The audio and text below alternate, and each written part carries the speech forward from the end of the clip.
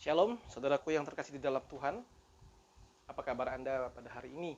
Terima kasih masih terus setia mendengarkan renungan-renungan singkat yang saya sharingkan setiap minggunya. Tujuan saya hanya satu, ingin berbagi berkat. Berbagi kabar baik, kabar sukacita kepada saudara-saudara sekalian, dimanapun saudara-saudara berada, mendengarkan dari channel apapun, baik dari YouTube, maupun dari IG, maupun juga dari channel Facebook saya. Saudara, minggu lalu kita sudah merenungkan tentang pertanyaan Yesus yang sangat penting kepada Petrus dan juga kepada kita semua mengenai apakah engkau mengasihi aku. Itu merupakan salah satu rangkaian daripada penampakan Yesus Kristus saat dia bangkit sebelum dia naik ke surga. Pertanyaan yang terus-menerus harus kita pikirkan dan memberikan kita sebuah kesadaran komitmen kalau kita sungguh-sungguh mengasihi Tuhan, kita bersedia kalau sampai perlu kita mati untuk Tuhan. Dan kita melakukan bagian kita melayani Tuhan. Melakukan bagian kita yaitu mencintai orang-orang yang Tuhan cintai. Nah, saudara, pada kesempatan hari ini saya akan melanjutkan satu penampakan lagi yang saya akan sharingkan. Kita berbicara mengenai penampakan Yesus Kristus kepada dua orang dalam perjalanan mereka menuju ke Emmaus. Saya berikan judul renungan ini adalah Encounter with God. Encounter with God. Saudara, kita seringkali menemukan di dalam hidup kita orang-orang yang sudah lama dididik secara Kristen dari kecil, dan mereka at some moment of time mereka mempertanyakan apakah betul saya orang Kristen. Kalau ditanya kapan momen pertobatanmu, mereka mungkin akan bingung dan merasa tidak ada momen khusus karena saya dari kecil sudah Kristen. Kalau hanya itu saja, tidak terlalu jadi masalah. Tetapi yang menjadi masalah adalah kalau hidup saat ini tidak mencerminkan kita orang Kristen. Itu yang menjadi masalah. Kalau hidup selama ini, cara kita berpikir, cara kita berkata-kata, cara kita bekerja itu masih sama dengan standar atau cara dunia, itu menjadi masalah. Apakah kita sudah sungguh-sungguh di dalam Tuhan, sungguh-sungguh dipenuhi oleh Roh Kudus atau tidak? Nah, saudara, mari kita masuk di dalam renungan ini. Ya, saya akan mengambil kisah ini dari Injil Lukas pasal ke-24. Ada cukup banyak ayat, kita akan mencoba melihatnya. Ayat 13 hingga 35. Saya akan mulai lebih dahulu ayat yang ke-13. Judul yang diberikan oleh LAI adalah Yesus menampakkan diri di jalan ke Emmaus. Pada hari itu juga dua orang dari murid-murid Yesus pergi ke sebuah kampung bernama Emmaus, yang terletak kira-kira 7 mil jauhnya dari Yerusalem. Dan mereka bercakap-cakap tentang segala sesuatu yang telah terjadi. Saudara, perjalanan kira-kira 7 mil itu kira-kira 7,6 km, kita bisa bulatkan mungkin sekitar 8 km. Dan kalau kita melihat pada waktu itu mereka berjalan kaki, berarti mungkin kira-kira akan memakan waktu 1-2 jam. Tergantung speed mereka berjalan dan tergantung rute jalannya. Kenapa saya bilang begitu? Saudara, saya suka berjalan pagi. Ya. Di dalam perjalanan pagi saya itu saya rata-rata bisa 8 kilo sampai 10 kilo. Antara 8.000 hingga 10.000 langkah. Itu bisa memakan waktu kira-kira 1,5 jam lebih. Kalau sampai 10.000 langkah. Itu dengan langkah yang medium. Dan dengan jalanan yang mulus. Nah, ini pasti berbeda. Mereka berjalan di saat itu, mungkin jalannya tidak semulus kita. Jadi mungkin saja itu perjalanan mereka berdua itu membutuhkan waktu kira-kira 1-2 jam. Mereka berjalan kira-kira 8 km. Nah, saudara, apa sih yang bisa terjadi di dalam sebuah perjalanan? Dengan siapa kita berjalan dan bercakap-cakap itu menentukan hal yang penting di dalam konteks ini. Kita lihat, saudara. Mereka bercakap-cakap tentang segala sesuatu yang telah terjadi. Ayat 15 dikatakan di sini, ketika mereka sedang bercakap-cakap dan bertukar pikiran, datanglah Yesus sendiri mendekati mereka, lalu berjalan bersama-sama dengan mereka. Yesus menghampiri mereka dan berjalan bersama dengan mereka. Ayat 16 menarik sekali. Tetapi ada sesuatu yang menghalangi mata mereka, sehingga mereka tidak dapat mengenal Dia. Apa yang menghalangi mata mereka, saudara? Apa mungkin kesedihan? Apa mungkin masalah? Apa mungkin begitu rumitnya situasi? Kok bisa tiba-tiba Yesus itu mati dan kuburnya kosong mungkin? Atau mungkin mereka belum mendengar soal kubur kosong. Kok bisa Yesus mati? Mereka sedih sekali. Tetapi kesedihan itu begitu rupa sampai mereka tidak bisa mengenal Dia. Mata mereka terhalang. Ayat 17. Berkata kepada mereka, apa yang kamu percakapkan sementara kamu berjalan? Maka berhentilah mereka dengan muka muram.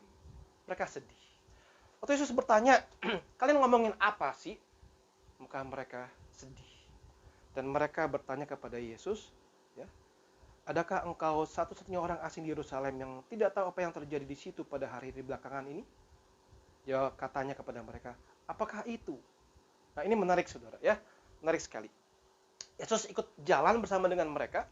Kemudian Yesus tanya, kenapa kalian, ngomongin apa kalian? Mereka berhenti, mereka bersedih, dan mereka tanya kepada Yesus, kamu nggak tahu apa yang terjadi ya? Kamu satu-satunya orang yang baru di sini ya? Nggak tahu apa yang terjadi. Dan saudara perhatikan, mereka memberikan cerita tentang Yesus versi yang mereka mengerti dan yang mereka alami. Kita lihat ya, ayat yang ke-19. Apa yang terjadi dengan Yesus orang Nazaret? Dia adalah seorang nabi yang berkuasa dalam pekerjaan dan perkataan di hadapan Allah, di depan seluruh bangsa kami. Tapi imam-imam kepala dan pemimpin-pemimpin kami telah menyerahkan dia untuk dihukum mati, dan mereka telah menyalibkannya. Padahal kami dahulu mengharapkan bahwa dialah yang datang untuk membebaskan bangsa Israel, tapi sementara itu telah lewat 3 hari sejak semuanya itu terjadi. Beberapa perempuan dari kalangan kami telah mengejutkan kami. Pagi-pagi buta mereka telah pergi ke kubur dan tidak menemukan mayatnya. Lalu mereka datang dengan berita bahwa telah kelihatan kepada mereka malaikat-malaikat yang mengatakan bahwa ia hidup. Dan beberapa teman kami telah pergi ke kubur itu dan mendapati bahwa memang benar yang dikatakan perempuan-perempuan itu, tapi dia tidak mereka lihat. Saudara, mereka sudah dengar kisah tentang kubur kosong, ya. Mereka punya pengharapan ini Yesus akan menjadi Mesias yang membebaskan mereka nanti. Dan mereka begitu sedih, begitu kacau pikirannya, sampai-sampai mereka merasa kecewa luar biasa dan tidak sadar bahwa yang bersama dengan mereka berjalan sekitar 1,5 jam itu adalah Yesus. Saudara perhatikan ayat ke-25. Respon Yesus. Hai kamu orang bodoh, betapa lambannya hatimu sehingga kamu tidak percaya segala sesuatu yang telah dikatakan para nabi. Bukankah Mesias harus menderita semuanya itu untuk masuk ke dalam kemuliaannya? Lalu ia menjelaskan kepada mereka apa yang tertulis tentang dia dalam seluruh kitab suci, mulai dari kitab-kitab Musa dan segala kitab-kitab nabi. Nah, di sini Yesus memberikan penjelasan ulang. Kamu bodoh, tidak mengerti apa yang tertulis dalam kitab nabi-nabi. Itu sudah dinubuatkan. Sudah ternyata mereka betul-betul tidak bisa memahami itu. Mereka stuck pikirannya. Pandangan mereka stuck, tidak bisa mengerti itu. Dan Yesus membukakan kepada mereka lagi tentang apa yang terjadi. Nah saudara, singkat cerita. Setelah itu terjadi, mereka sampai ke kampung yang dituju. Yesus berbuat seolah-olah dia ingin terusin jalan. Mereka mendesak untuk Yesus tinggal bersama-sama dengan kami. Hari telah menjelang malam, matahari hampir terbenam. Lalu Yesus tinggal bersama-sama dengan mereka. Saudara perhatikan ayat yang ke-30. Waktu ia duduk makan dengan mereka, ia mengambil roti, mengucap berkat, lalu memecah-mecahkannya dan memberikannya kepada mereka. Ketika itu terbukalah mata mereka dan mereka pun mengenal dia. Tapi ia lenyap dari tengah-tengah mereka. Saudara, saat Yesus akhirnya masuk ke rumah mereka, Yesus mengucap syukur, mengambil roti, mengucap berkat dan memecah-mecahkannya. Mereka langsung terbuka matanya. Mereka baru sadar, mereka baru ngeh, oh ini loh Yesus, oh ini loh Mesias, oh ternyata dia Yesus.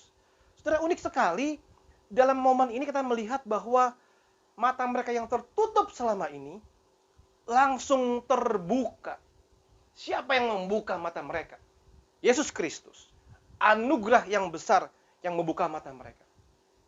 Semua pengenalan mereka akan Tuhan selama ini yang mereka terima, pengajaran teologi yang mereka terima selama ini, tidak ada maknanya sampai Yesus sendiri yang menghampiri mereka dan mereka menikmati encounter with God. Mereka menikmati relasi yang langsung dengan Tuhan. Dan anugerah Tuhan itu datang pada mereka. Mereka sadar ini adalah Yesus Kristus.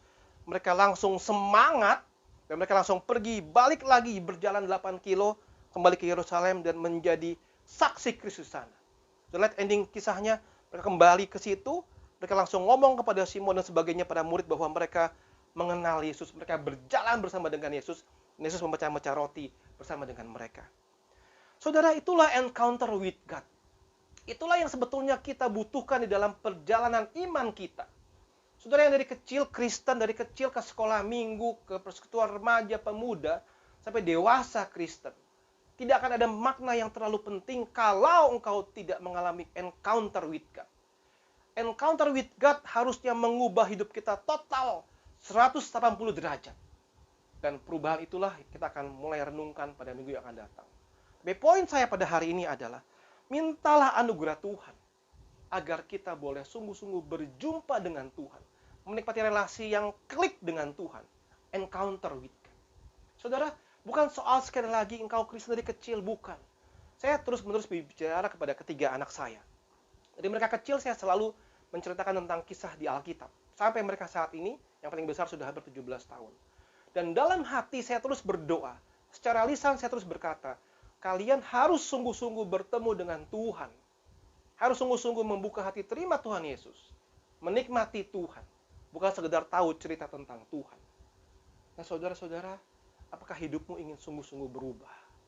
Apakah hidupmu ingin sungguh-sungguh bermakna dan menjadi sebuah berkat bagi orang banyak? Saudara, alamilah Tuhan. Milikilah relasi yang pribadi dengan Tuhan. Milikilah perjumpaan pribadi dengan Tuhan. Itu yang akan mengubah perjalanan hidup kita ke depan.